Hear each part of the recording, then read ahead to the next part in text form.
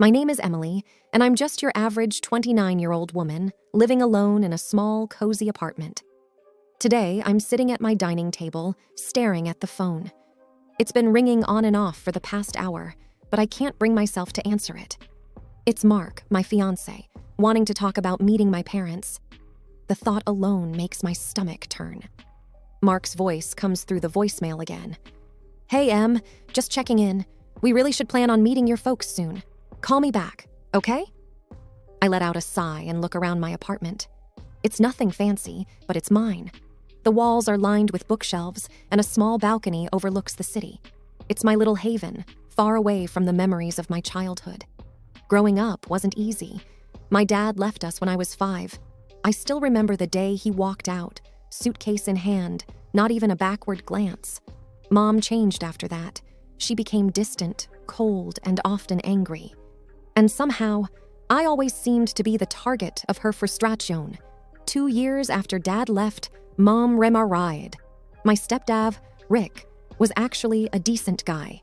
He tried to make things better, but Mom's attention was all on my little half-sister, Lily. Lily was everything I wasn't, or at least that's how Mom made it seem. She was showered with love and affection, while I was just there.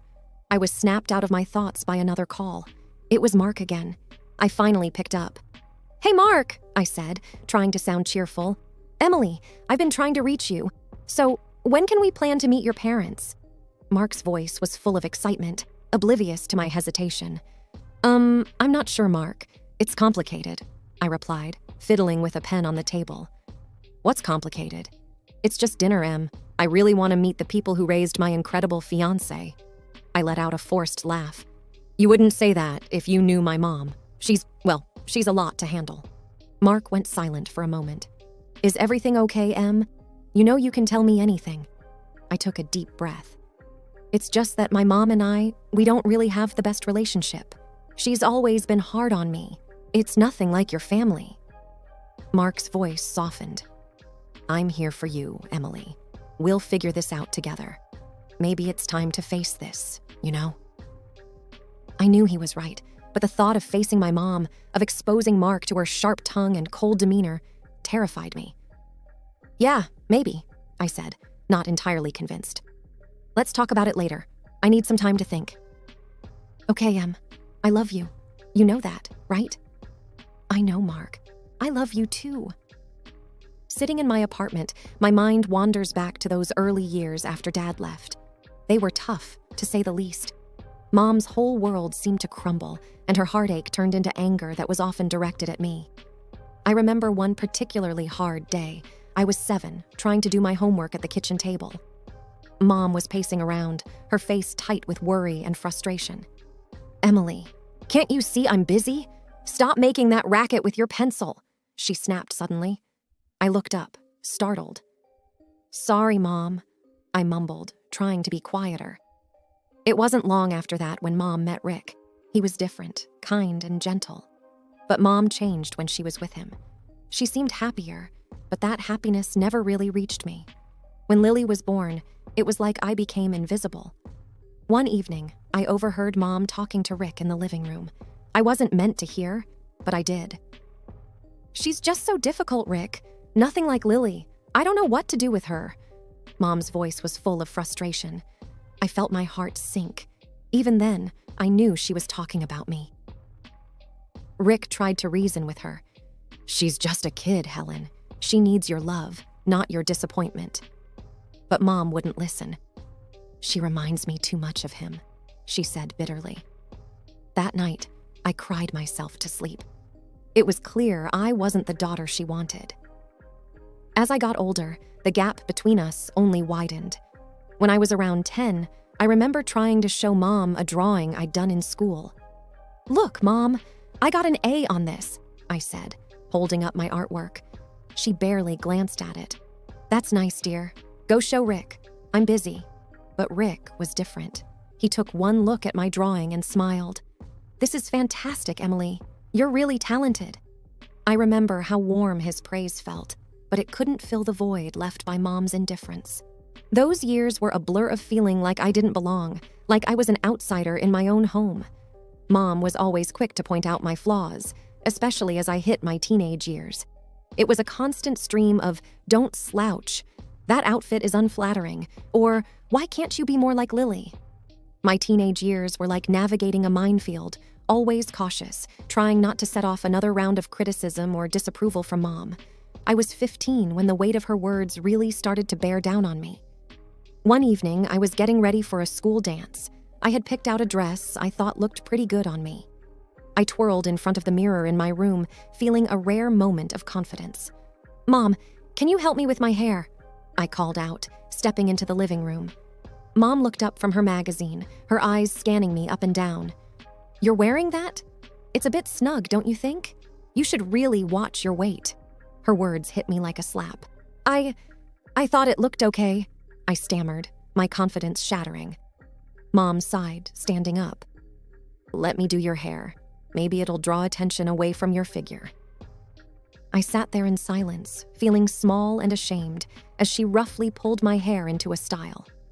School wasn't much of an escape either. One day, I was sitting with a few classmates at lunch, talking about our families. "So, Emily, what's your mom like?" one of the girls, Sarah, asked casually. I hesitated, not sure how to answer. She's strict, very particular about things."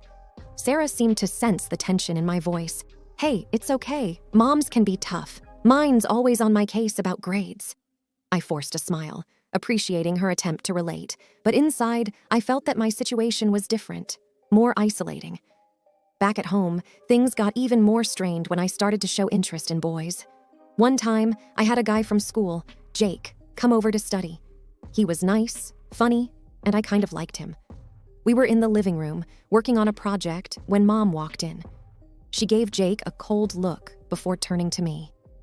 "Emily, make sure you're actually studying and not distracting the boy with your silly crushes," she said, loud enough for Jake to hear. I was mortified. Jake looked uncomfortable, and the air was filled with awkwardness. After he left, I confronted Mom. "Why did you have to say that in front of Jake? It was so embarrassing." Mom shrugged, unfazed. "I'm just stating the obvious, Emily. Besides, boys like him aren't interested in girls with your build." Her words stung deeply, and from that point on, I was even more cautious about bringing friends, especially boys, home. During those years, I often sought refuge in Rick, my stepdad. He was always kinder, more understanding. One evening, when Mom was out, I opened up to him. "Rick, do you think I'm unattractive?" I asked hesitantly. Rick looked surprised. "Emily, you're beautiful. Don't ever let anyone make you feel otherwise, not even your mom." By the time I hit my early 20s, my experiences with Mom had left a deep imprint on my confidence, especially when it came to relationships. I was always second-guessing myself, wondering if I was good enough. I remember dating a guy named Alex during college. He was sweet and seemed to genuinely like me. One day, I decided to introduce him to my family, despite my reservations about Mom. We were having dinner at my parents' house. Rick was his usual welcoming self, but Mom was another story. She had this way of giving backhanded compliments that could cut you down to seize. "So Alex, what are you studying?" Mom asked, passing the salad. "Engineering," Alex replied, smiling. "I'm hoping to get into renewable energy projects after graduation." "That's ambitious. Hopefully you're not biting off more than you can chew, like some people." Mom glanced at me as she said this, an obvious jab at my past academic struggles. I felt my face heat up with embarrassment. Alex seemed to sense the tension, but tried to keep the conversation light. The evening went downhill from there. Every time I said something, Mom found a way to twist it into a criticism. When Alex and I were leaving, I apologized profusely. "I'm so sorry about that, Alex. My mom can be difficult." Alex squeezed my hand. "Hey, it's not your fault, but it does make things a bit complicated, doesn't it?" I knew what he meant. The relationship eventually fizzled out. It wasn't just about that night, but it was a pattern. My insecurity, fueled by Mom's constant belittling, made it hard to maintain a healthy relationship. Fast forward a few years, and I met Mark. He was different, kind, patient, and he had a way of making me feel valued. but the scars from my past were always lurking beneath the surface. One evening, we were at my apartment, talking about our future. "Emily, I love you, and I want us to have a future together," Mark said, holding my hands. "I love you too, Mark, but I'm scared. My past, my mom, it's all so messy. I don't want to drag you into my issues." Mark looked into my eyes. "Your past doesn't define us. Yes, it's part of you, but it doesn't have to dictate our future. We'll face it together." The day of the dinner with my parents had me tangled in nerves. Mark, always optimistic, tried to ease my anxiety as we drove to my parents' house. "It's just dinner, Emily. It'll be okay," he reassured me, but my stomach churned with unease. We were greeted at the door by Rick, his warm smile a small comfort. "Emily, Mark, welcome. Come on in," he said cheerfully. Mom was in the kitchen, and as I saw her, I felt a familiar tension grip me. She managed a polite smile for Mark, but her eyes were distant. "Dinner's nearly ready. Why don't you both sit down?" she said, gesturing towards the dining table.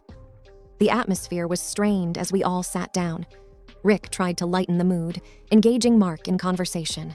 "So, Mark, what do you do for a living?" Mark, unaware of the undercurrents, answered cheerfully. "I actually own a company. We specialize in environmental consulting." I saw a flicker of something in Mom's eyes at his response. Was it interest? Or maybe even greed? It was hard to tell. "That sounds impressive," Mom said, her tone suddenly more amicable. "A company owner, no less. You must be doing quite well for yourself." Her words had an edge, and I felt a familiar pang of discomfort. The rest of the dinner progressed tensely, with Mom alternating between subtly belittling me and praising my younger sister Lily, who wasn't even present. Every now and then, she would direct the conversation back to Mark, asking about his business and future plans. Each time, I saw that same glint in her eyes, like she was assessing his worth, not just as a person, but for what he could offer. As we left that evening, I felt a mix of relief and frustration. The ride home was quiet until Mark broke the silence. "Your mom seems interested in my business. A bit too interested, maybe?" I sighed, feeling drained. "Yeah, she has a way of evaluating people." "I'm sorry, Mark. This is just how it's always been." Mark squeezed my hand, his support unwavering. "We're in this together, Emily. Remember that." The next morning, after the dinner, I was still reeling from Mom's comments when Mark's phone rang. It was an unknown number. I watched as his expression changed from curiosity to shock. "Hang on. What did you just say?" Mark asked, his voice rising in disbelief. I could hear a faint, muffled voice on the other end, but couldn't make out the words. Mark hung up, his face a mix of confusion and anger. "That was your mom," he said, looking at me. She just proposed something outrageous." I felt a cold shiver down my spine. "What are you talking about, Mark?" He took a deep breath. "She suggested that I should leave you and consider marrying Lily instead." I felt like I had been punched in the stomach. "She said what?" Mark nodded, his face grim. "She said that you weren't right for me and that Lily would be a better fit. She was serious, Emily." I was speechless. The idea that my own mother would go to such lengths was beyond belief. "We need to do something about this," Mark said, his jaw set. "This isn't just about us anymore. It's about exposing her for who she really is." I nodded, a mix of anger and determination building inside me. "We could record her saying it, catch her in the act." Mark agreed. "Let's do it. Let's show everyone her true colors." The plan was set. Mark would call my mom back, expressing interest in her proposal, and we would record the conversation. That evening, we sat in my living room, the phone on speaker. Mark dialed my mom's number, and I hit record on my phone. "Hello, Helen. It's Mark," he said, his voice calm but firm. "Mark, darling, I'm so glad you called back. Have you thought about what I suggested?" Mom's voice was sickly sweet. Mark played along. "Yes, I have. It's an interesting idea. But I need to know, why do you think Emily isn't right for me?" There was a pause, then Mom replied, "Oh, Mark, you're such a catch. You deserve someone better, someone like Lily. Emily has always been a bit of a disappointment." My heart ached hearing those words, but I stayed silent, letting the recording continue. "We should meet and discuss this further. Maybe over coffee?" Mark suggested. "That sounds wonderful. Let's do it. I'll arrange a time and place," Mom replied, her voice dripping with eagerness. After hanging up, I felt a whirlwind of emotions: hurt, anger, betrayal. But there was also a sense of purpose. We had a plan, and it was time to expose Mom's true nature. The next few days were a blur of planning and apprehension. Mark and I were going to catch my mom in her own game. He arranged to meet her at a cafe downtown, and I decided to be there, disguised, so I could see everything for myself. On the day of their meeting, I wore a wig and oversized sunglasses, looking like someone completely different. I sat at a table with a clear view of them, my heart pounding in my chest. Mark arrived first, taking a seat at a table near the window. A few minutes later, Mom showed up, looking around before spotting Mark and walking over with a confident smile. "Mark, so good to see you," she said, sitting down. "Thanks for meeting me, Helen," Mark replied. "So, about your proposal..." Mom leaned in, her voice low. "I think it's for the best, Mark. Emily is not suitable for you. Lily, on the other hand, is perfect. She's everything Emily isn't." I felt a lump in my throat, listening to her words. Mark glanced in my direction, giving a subtle nod to indicate the recorder was on. "But why are you so against Emily?" Mark asked, playing his part perfectly. Mom sighed. "Between us, I never wanted Emily. Her father left, and she just reminds me of all the bad times. Lily is my real daughter, the one I actually care about." My hands were shaking under the table. Hearing Mom's words, so cold and heartless, was like a knife twisting in my gut. Mark changed the topic, discussing random things to keep the conversation going while the recorder captured every word. After about 30 minutes, they wrapped up, with Mom looking pleased with herself. As soon as Mom left, I removed my disguise and joined Mark. "I can't believe she said those things," I said, tears welling up in my eyes. Mark took my hands. "I'm so sorry, Emily, but now we have proof. What do you want to do with it?" I took a deep breath, feeling a mix of sadness and determination. "We expose her, Mark, at the next family gathering. Everyone needs to know the truth." Mark nodded, his expression resolute. "We'll do it together. It's time everyone saw the real Helen." We left the cafe with a plan in mind, a plan to finally reveal my mom's true colors to everyone, especially to Rick, who had been in the dark for far too long. The tension was thick in the air as we all gathered at my parents' house for what was supposed to be a routine family dinner. Little did everyone know, Mark and I had a revelation planned that would change everything. As we sat down to eat, my mom, with a triumphant look in her eyes, couldn't hold back. "Emily, I have some news. Mark has seen the light. He's left you and is now interested in your sister, Lily." Lily's smile broadened across her face, a mirror image of Mom's smug expression. Rick, sitting beside them, looked absolutely shocked, his fork halfway to his mouth. "What are you talking about, Helen?" Rick asked, his voice filled with disbelief. Before Mom could elaborate, Mark caught my eye and winked subtly. It was our cue. I reached into my purse, pulled out my phone, and pressed play. The room fell silent as the recording of Mom's conversation with Mark filled the air. "I never wanted Emily. Her father left, and she just reminds me of all the bad times. Lily is my real daughter, the one I actually care about." As the recording continued, Mom's face turned pale, her eyes widening in shock. Rick looked at her, disbelief etched on his face. What is this, Emily?" Rick stammered, his voice filled with hurt. I looked directly at Mom. "That's you, talking to Mark, telling him to leave me for Lily, telling him how little you think of me." Mom tried to interrupt. "Emily, this is nonsense. You're just trying to..." "No, Mom," I cut her off, my voice steady despite the turmoil inside. "For once, you're going to listen. I only married Rick out of desperation. If I hadn't had Emily, I could have found someone richer, smarter, more promising. She's always been a burden." As the recording ended, the room was heavy with silence. Rick turned to Mom, his expression a mixture of anger and heartbreak.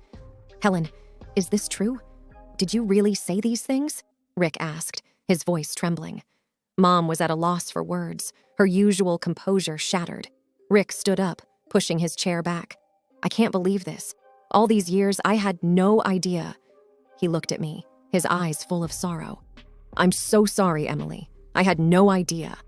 Mom finally found her voice, but it was weak, defensive. Rick, I didn't mean it. It was just talk. But Rick wasn't having it. No, Helen, this is unforgivable. I need to think about all of this. He left the room quickly, leaving a heavy silence behind. Mom broke down, sobbing, her usual composed demeanor shattered. Lily sat frozen, her eyes darting between Mom and the door where Rick had exited. Mark took my hand, giving it a reassuring squeeze. You did the right thing, Emily. I nodded, feeling a mix of relief and sadness. It's over. It's finally over. In the following weeks, Rick filed for divorce. I didn't speak to Mom or Lily again. It was painful, but it was a necessary closure. Mark and I got married in a small ceremony. Rick was there, smiling through his tears. He was the only family I needed. As I stood there with Mark, I realized that I was finally free from the shadows of my past. I had found love, not just with Mark, but within myself. For the first time in my life, I felt truly happy and at peace.